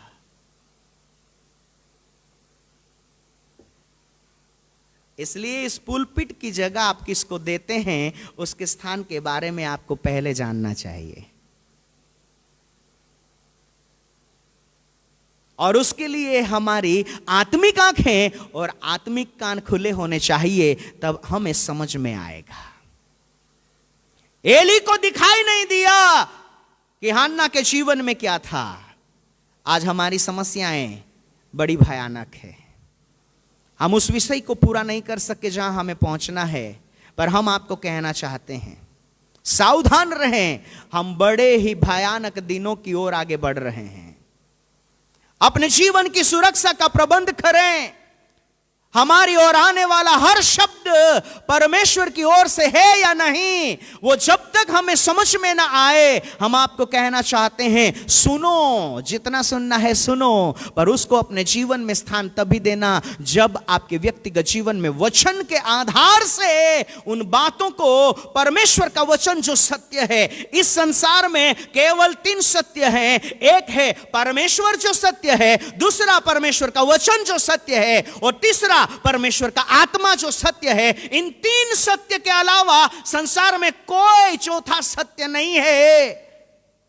और अगर ये 3 सत्य आपके जीवन में आपने अपने जीवन में पाए हैं, तो मैं आपको कहना चाहता हूं दुनिया की कोई ताकत, इस संसार की भी नहीं और इस हाडेस की भी नहीं और मध्य आकाश की भी नहीं, कोई भी ताकत आपको गिरा नहीं सकती, ना हटा सकती है। अगर आप इन 3 सत्यों में खड़े हैं, उसे ही कहते हैं घर को स्थिर किया जाना। घर कोई बनाता है, पर बनाया हुआ घर भरपूर नहीं होता, पर जो घर स्थिर किया गया है, उसी घर के कमरों को भरपूर किया जाता है। भरपूरी बने हुए घर में नहीं आती, भरपूरी स्थिर किए हुए घर में आती है। और स्थिरता वचन, परमेश्वर जो सत्य है, उसका वचन जो सत्य है, उसका आत्मा जो सत्य है, जो बाइबल उसका प्रमाण देती है। और ये तीनों सत्य को हमें प्रमाणित करने की जरूरत नहीं है, क्योंकि सत्य अपने आप में प्रमाणित होता है। Don't try to be prove. इन तीनों सत्य को कभी प्रमाणित करने का प्रयास ना करें कि ये अपने आप में सत्य है। और इन 3 सत्यों पर अगर आप खड़े हैं, तो आपने अपने घर को स्थिर बना लिया है। और अगर जो घर स्थिर है, जो बना हुआ है और जो स्थिर है, वो ही घर भरपूर किया जाएगा। प्रभु आपके व्यक्तिगत जीवनों से बात करें, परमेश्वर आपके व्यक्तिगत जीवनों से व्यवहार करने पाए। अपने जीवन को सुरक्षित रखने की जिम्मेदारी हमारी है। प्रभु के अगुवे आपके व्यक्तिगत जीवन तक उस सच्चाई को ला सकते हैं, पर उसे मानना, क्योंकि परमेश्वर का वचन मानने में है, सुनने में नहीं है। जो केवल सुनता है, दुष्ट उसके मन से उसे चुरा ले जाता है, छीन लेता है, पर जो मान लेता है वो उसके जीवन में फलदायी हो जाता है। सो इन दिनों में परमेश्वर हमें उस सत्य के लिए तैयार करे। हन्ना ने अपने टूटे हुए मन से उसने निश्चय किया, हे परमेश्वर, अगर आप मुझे बेटा देंगे तो उसे मैं अपने पास नहीं, पर जैसा आपका स्वभाव है बेटे को देने का, मैं आपको कहना चाहता हूं, हन्ना ने जब उस भवन में ये शब्द कहे होंगे ना, तो परमेश्वर का दिल जो है वो धक धक करते हुए हृदय में वो बातें प्रकट हो गई होगी कि ये स्त्री जो मेरे हृदय में है, वैसे ही बात अपने शब्द से कह रही है। कुछ बोलो तो ऐसा बोलो कि परमेश्वर को भी लगे कि ये मेरी जुबान बोल रही है। कब तक इंसान की भाषा बोलते रहोगे? कब तक इंसान के समान शब्द बोलते रहेंगे? कुछ बोलो। इसलिए परमेश्वर का वचन कहता है हम ऐसा बोलें जैसे परमेश्वर बोलता है। प्रभु इस कलीसिया को उस सत्य के लिए तैयार करें। हम अपने व्यक्तिगत जीवन में उस स्थान में आए। हम समय को आगे चले गए हैं, हम क्षमा चाहते हैं, पर हम अपने व्यक्तिगत जीवन में उस बातों को समझने का प्रयास करें। क्यों ना हम अपनी आंखों को बंद करें और प्रभु से उन बातों के लिए मांगे। प्रभु हमारे व्यक्तिगत जीवन में वो करने के लिए तैयार है। इन दिनों में परमेश्वर हमसे बड़ी सहज और सरल रीति से बात करना चाह रहा है। परमेश्वर बड़े अपने हृदय की बातों को हमारे सामने खोल कर रख रहे हैं। कौन उसके मन की बातों को जाने, कौन उसके मन की आवाज को सुन ले। प्रभु इस समय हम सब आपके पवित्र चरणों के पास आते हैं। हे पिता परमेश्वर, हे पुत्र यीशु, पवित्र आत्मा, त्रिएक परमेश्वर, होने दीजिए कि इन समयों में जैसे पिता ने पुत्र के जीवन के बारे में कहा, कुछ ऐसे ही हम जो परमेश्वर की संतान हैं, वचन में लिखा है जो आत्मा के चलाए चलता है वो परमेश्वर के पुत्र कहलाता है। हम अपने व्यक्तिगत जीवन में उस सत्य में आगे बढ़ सकें। प्रभु, जो कोई भी व्यक्ति इस स्थान में अपने जीवन में मन के परिवर्तन के बारे में, अपने मन में उस निश्चय में आए, तो प्रभु स्वर्ग उसको प्रत्युत्तर देने पाए। परमेश्वर आप उसके शब्द का उत्तर देने के लिए आज इस स्थान पर मौजूद हैं। प्रभु, ये भवन आपका भवन है और इस भवन में अगर कोई टूटे हुए मन से आपको पुकार ले तो आप उसको प्रत्युत्तर दीजिएगा। हर एक के शब्द को सुनकर आज के बाद जिनकी प्रार्थना का उत्तर उनको नहीं मिला है, वो उत्तर पा सकें, जिससे कि प्रभु वे अपने जीवन में निराशाओं में ना रहे पर उनके जीवन में परमेश्वर की आशा प्रकट हो जाए। पिता, सबसे अपने अद्भुत प्यार के लिए हम आपको धन्यवाद देते हैं। सबके साथ बने रहें, सबको अगुवाई दें और आपकी इच्छा के अनुसार आगे बढ़ने के लिए हमें ले चलें। सारा आदर, सारी महिमा आपको देते हुए यीशु मसीह के नाम से मांगते हैं, आमीन, आमीन, आमीन। सो प्रभु आप सबको आशीष दे।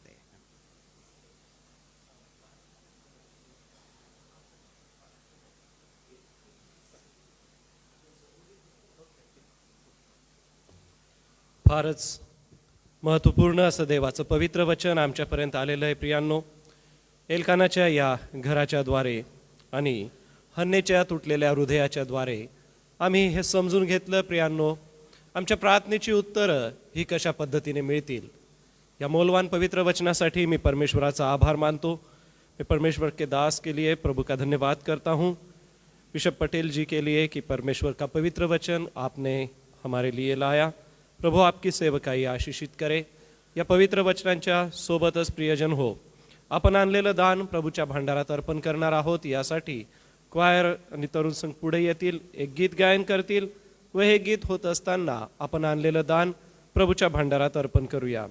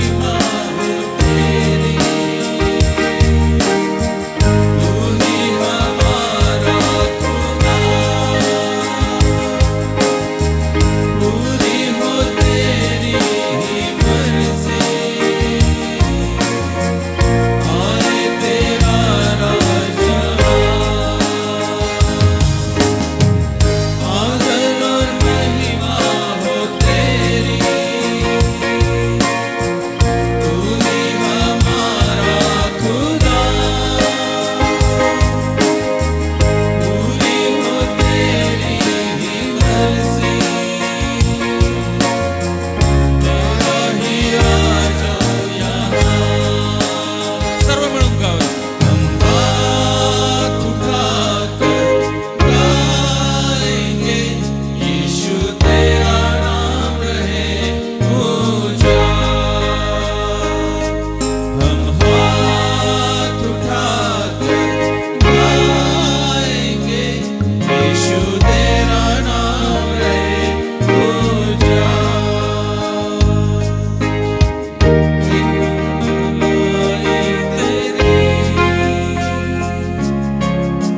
सदा रहेगी मुझ पर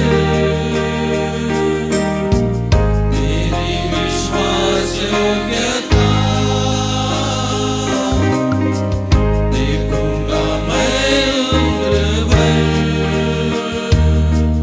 हम हाथ उठाकर गाएंगा, यीशु तेरा नाम रहे ऊंचा. हम हाथ उठाकर गाएंगे, यीशु तेरा नाम रहे ऊंचा. यीशु तेरा नाम रहे ऊंचा. यीशु तेरा नाम रहे ऊंचा.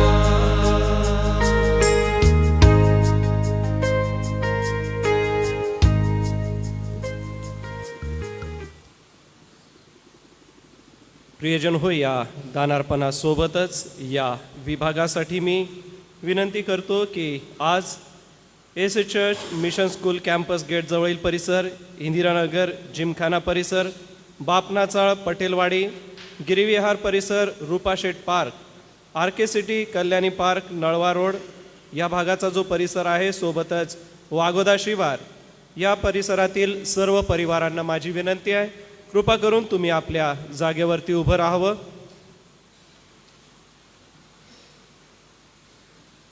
आपणासाठी प्रार्थना करण्यात येईल. सोबतच दानार्पणासाठी देखील आपण प्रार्थना करूया. सोबतच या परिवारांच्या वतीने मंडळी आपल्यासाठी फराळ देखील देण्यात आलेला आहे. त्या फराळासाठी देखील आपण प्रार्थना करूया. मी आदरणीय रेव्हरंड आर के वेळी पाळक साहेब आपणाला विनंती करेन, कृपया दानार्पणासाठी व या परिसरात असलेल्या या परिवारांसाठी व फराळासाठी प्रार्थना करण्यास आपण पुढे यावं.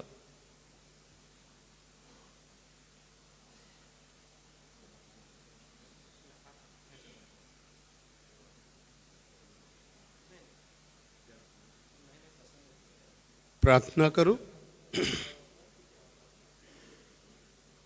आमच्या स्वर्गीय प्रभू, आम्ही तुला धन्यवाद देतो, कारण प्रभू तू चांगला आहे. तुझी दया आणि करुणा प्रभू आम्हावर आहे. येशू, आजच्या दिवसासाठी आम्ही तुझ्या वचनासाठी तुला धन्यवाद देत प्रभू, या दानाला देखील आम्ही तुझ्या हाती समर्पित करतो. या दानासोबतच येशू, आम्ही आमचे स्वतःचे जीवन पुन्हा एक वार तुझ्या वेदीवर आम्ही अर्पण करीतो. प्रभू, आज ज्या ज्या विभागामधून हे सर्व दान आणि सर्व काही आलेलं आहे, येशू, आम्ही या सर्व परिवारांना तुझ्या हाती सोपवितो. परमेश्वर पित्या, तू आम्हाला जो आशीर्वाद दिला, त्या आशीर्वादामधून जे काही अल्पसं दान येशू आम्ही तुझ्या भांडारामध्ये आणलेलं आहे, येशू, आम्ही प्रार्थना करतो की येणाऱ्या दिवसामध्ये तो आम्हाला अधिक तुला देण्यासाठी शिकीव. आणि परमेश्वरा, जे जे परिवार आज उभे आहे, विभागामधील परिवार आहेत, प्रभू, या सर्वांना तू आशीर्वादित कर. आणि येशू, केवळ तुझं गौरव होऊ दे. प्रभू, पुन्हा आम्ही आजच्या दिवसासाठी या परिवारांना आणि आम्ही स्वतः तुझ्या हाती पडतो. येशू, पुन्हा एक वार तू आम्हाला आशीर्वादित केलं तुझ्या वचनाच्याद्वारे, म्हणून येशू आम्ही तुझी स्तुती करतो. येशूच्याद्वारे मागतो, म्हणून तू ऐक. आमेन. धन्यवाद. आपण बसा. धन्यवाद पाळक साहेब. उद्यासाठी मी सूचना वाचतो. उद्या 3 तारीख रविवार, आगमनाचा पहिला रविवार, आणि आपण या आगमनाच्या पहिल्या रविवारी आशेची मेणबत्ती प्रज्वलित करणार आहोत. आपल्या उपासनेची वेळ सकाळी 9 वाजेची असणार आहे आणि आपण या ठिकाणी चर्चमध्ये एकत्र जमूया. आपल्यासोबत दुधाळे शिवार चर्च हे देखील एकत्र भक्ती घेतील, तर दुधाळे शिवार चर्चची भक्ती देखील उद्या फ्रँकलिन मेमोरियल चर्च नंदुरबार या ठिकाणी होणार आहे आणि सकाळी 9 वाजता आपण भक्तीसाठी एकत्र जमणार आहोत. सोबतच सभा संपल्यानंतर सगळ्यांसाठी फराळ आहे. फराळ घेतल्याशिवाय कोणी जाऊ नये. प्रियजन हो, यावेळेला एक विशेष प्रार्थना होणार आहे.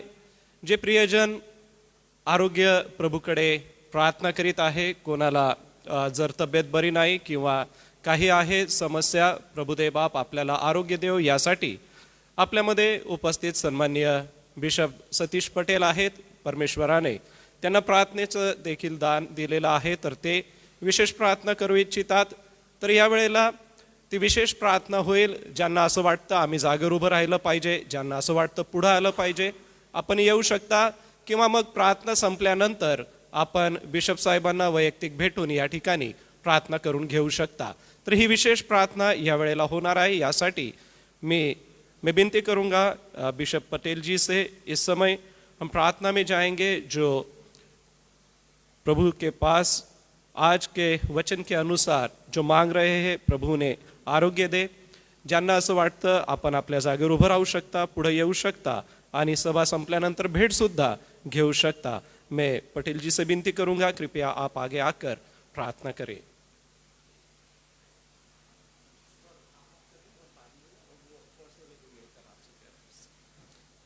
आइए हम सब मिलकर प्रार्थना करें. धन्य हमारे स्वामी प्रभु, पुत्र यीशु के सेवा के उस सत्य को जब आपने प्रकट किया, यीशु मसीह ने अपने मुंह के शब्द को जब प्रकट किया, तब उसने कहा स्वर्ग का राज्य तुम्हारे निकट है. और स्वर्ग का राज्य जब हमारे निकट आता है तो हर एक व्यक्ति जो अपने जीवन में जिस परिस्थिति में पाया जाता है, अगर कोई शारीरिक रीति से प्रभु उन बातों में पाया जाता है, किसी को किसी समस्या में अगर वो पड़ा हुआ है, तो स्वर्ग का राज्य जब हमारे निकट आता है तो यीशु ने जिस बात को कहा, उन बीमारों को चंगा किया जाए, उनके व्यक्तिगत जीवन में उस तंदुरुस्ती को प्रकट किया जाए. प्रभु, इस समय हम सब लोग मिलकर प्रार्थना करते हैं.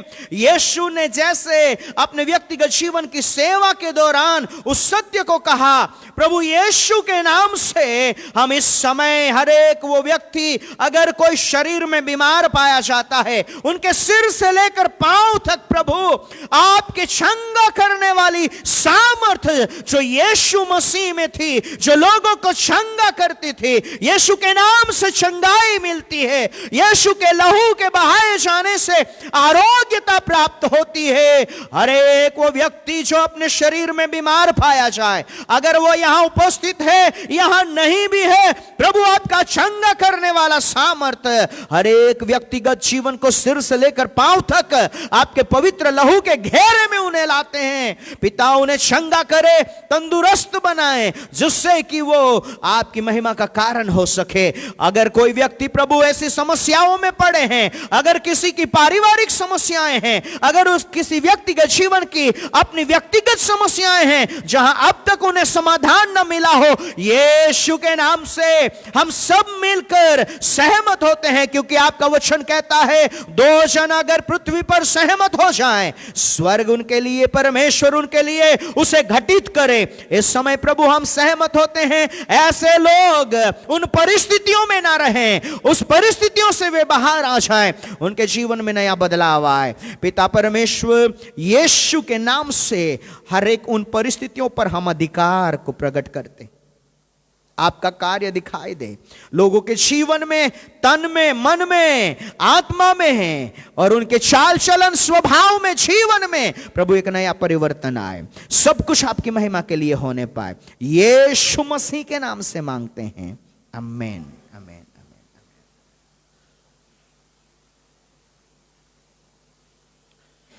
यावेळेला आपण सर्व आपल्या जागेवर उभं राहूया.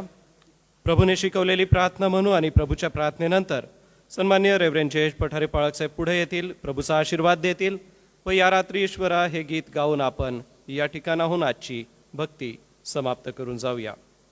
हे आमच्या स्वर्गातील पित्या, तुझे नाव पवित्र मानिले जाओ, तुझे राज्य येऊ, जसे स्वर्गात तसेच पृथ्वीवरही तुझ्या इच्छेप्रमाणे हो. आमची रोजची भाकर आज तू आम्हास दे, आणि जसे आम्ही आमच्या ऋण्यास ऋण सोडितो तसेच तू आमच्या ऋणे आम्हास सोड, आणि आम्हास परीक्षेत आणू नकोस, तर आम्हा सर्व वाईटापासून सोडी, कारण की राज्य, सामर्थ्य आणि गौरव हे सर्व काळ. आणि आता आपला तारणारा प्रभू येशू ख्रिस्त याची कृपा, देवबापाची प्रीती आणि पवित्र आत्म्याची गोड संगती या मंदिरामध्ये जमलेल्या सर्व लहान थोर सभासदांबरोबर आणि विशेष करून ज्या परिवारांच्या समेत या सायंकाळची उपासना होत आहे त्यांच्याबरोबर, देवाचे दास पास्टर बिशप सतीश पटेल यांच्याबरोबर, देवाची मंडळी आणि इस्रायल राष्ट्र याबरोबर आता आणि सदा सर्व काळ असो. आमेन.